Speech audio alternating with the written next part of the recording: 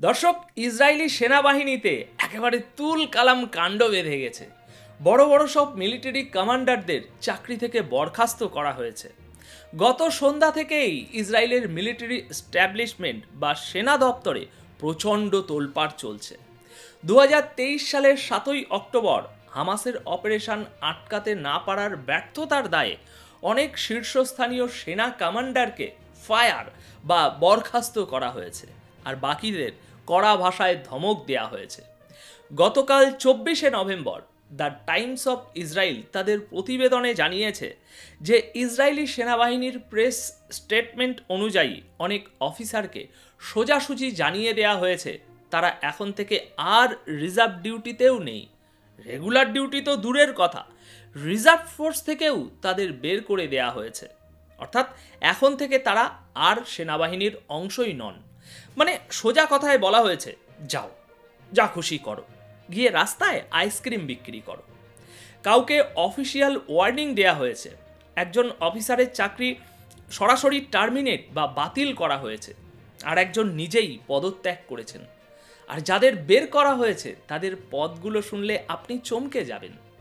Israeli defence force থেকে যাদের সরানো হয়েছে তাদের মধ্যে আছেন ইন্টেলিজেন্স ডাইরেক্টরেট, অপারেশন ডাইরেক্টরেট এবং সাদার্ন কমান্ডের প্রাক্তন প্রধানরা।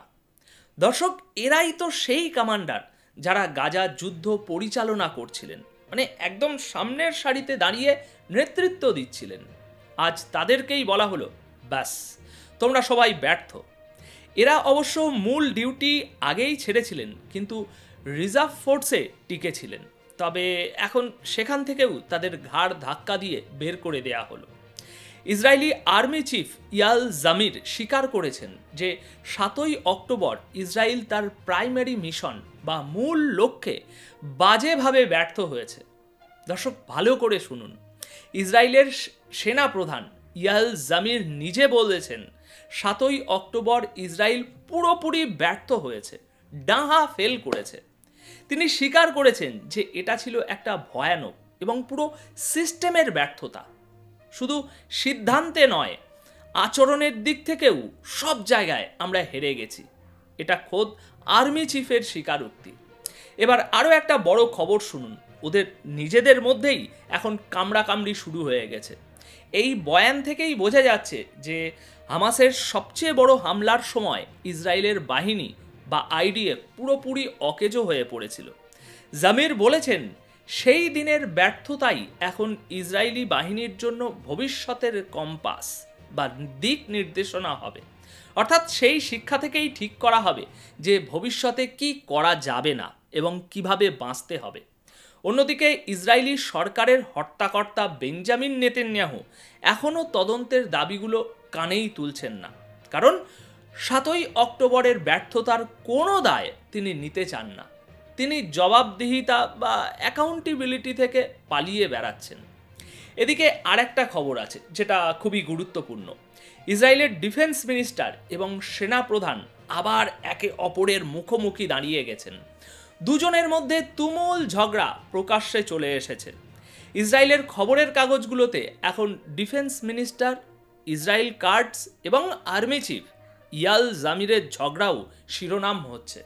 গতকাল 24শে নভেম্বর ইসরায়েল কার্ডস নির্দেশ দিয়েছেন যে 7ই অক্টোবরের হামলার বিষয়ে বাইরের তদন্ত টিম বা এক্সটার্নাল প্যানেল যে রিপোর্ট দিয়েছিল সেটা আবার নতুন করে খতিয়ে দেখতে হবে বা রিভ্যালুয়েট করতে হবে।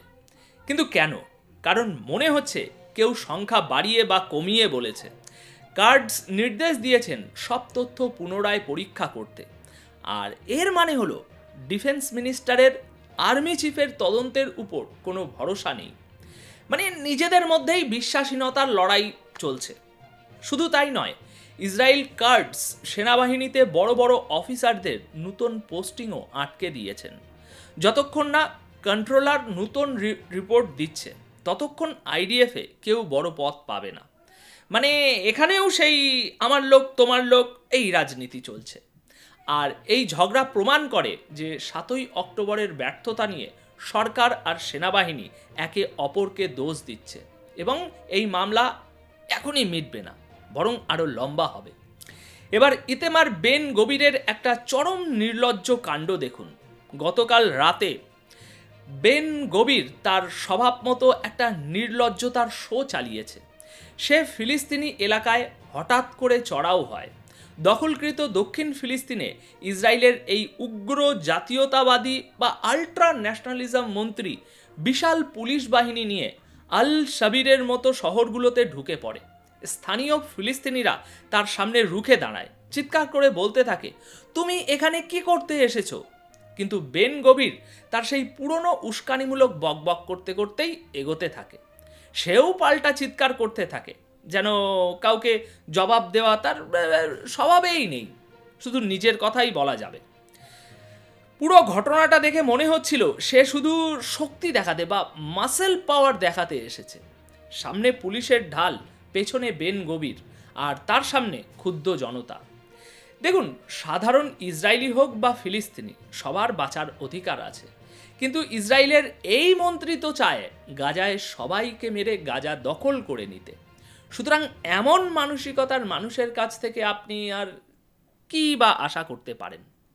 এবার এই ছবিগুলো দেখুন। এটা আল কুদস শহর, যেখানে মসজিদ আল আকসা অবস্থিত, যাকে আমরা জেরুজালামও বলি। এখানে ইসরায়েলি দখলদার কর্তৃপক্ষ সামনে ফিলিস্তিনিদের ঘরবাড়ি ভেঙে মাটির সাথে মিশিয়ে দিচ্ছে। কাদের ঘর ভাঙা হচ্ছে? ফিলিস্তিনিদের, যারা হাজার হাজার বছর ধরে এখানে বাস করছে। রাফাত নামের একটা গ্রাম, যেটা জেরুজালামের মধ্যেই পড়ে, সেখানে বাড়িঘর বুলডোজার দিয়ে গুড়িয়ে দেয়া হচ্ছে। ছবিতে দেখুন, একদিকে গাড়ি দাঁড়িয়ে আছে আর অন্যদিকে বাড়িগুলোকে ধ্বংসস্তূপে পরিণত করা হচ্ছে। এটা উত্তর জেরুজালামের ঘটনা। এবার চলুন গাজা আর ওয়েস্ট ব্যাংক ছেড়ে একটু লেবাননের দিকে তাকাই। ইসরায়েলি আর্মির রেডিও রিপোর্ট করেছে যে তারা তাদের উত্তর সীমান্তে অর্থাৎ লেবানন বর্ডারের কাছে এয়ার ডিফেন্স সিস্টেমের জন্য অ্যালার্ট লেভেল জারি করেছে, কারণ ইসরায়েল আশঙ্কা করছে সেখানে বড় হামলা হতে পারে। দর্শক, 1 বছরের যুদ্ধবিরতির পর এটা আবার হচ্ছে। কেন জানেন? কারণ ইসরায়েল বৈরুতে এক এয়ার স্ট্রাইকে হিজবুল্লাহর এক শীর্ষ নেতাকে হত্যা করেছে। হিজবুল্লাহর প্রধান নাইম কাসিমের পরেই তার অবস্থান ছিল। তিনি হিজবুল্লাহর মিলিটারি লিডার ছিলেন। এখন তাকে মারার পর ইসরায়েল মনে করছে হিজবুল্লাহ এবার পাল্টা হামলা করতে পারে। 1 বছর পূর্ণ হতেই ইসরায়েল এখন পুরোপুরি স্ট্র্যাটেজি নিয়ে হিজবুল্লাহর সাথে যুদ্ধ করতে চাইছে। গাজা নিয়ে তো সারা পৃথিবী পড়েছিল, এবার তারা হিজবুল্লাহকে টার্গেট করেছে। এয়ার ডিফেন্স সিস্টেম অ্যাক্টিভ করা হয়েছে এবং ইসরায়েলি বাহিনী লেবাননের দিকে এগোচ্ছে। সুতরাং পরিস্থিতি খুব ভয়ানক হতে পারে। এদিকের গাজার শিশুদের নিয়ে কুটস নিউজ নেটওয়ার্ক একটা তথ্য দিয়েছে।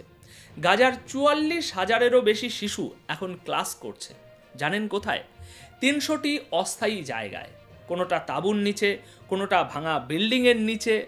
কারণ ইসরায়েল অত্যন্ত পরিকল্পিতভাবে গাজার স্কুলগুলোকে ধ্বংস করেছে, যাতে গাজার ভবিষ্যৎ অন্ধকারে হারিয়ে যায়।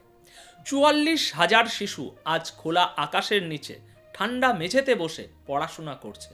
এগুলো মূলত জাতিসংঘের রিফিউজি ক্যাম্প বা শেল্টারে চলছে।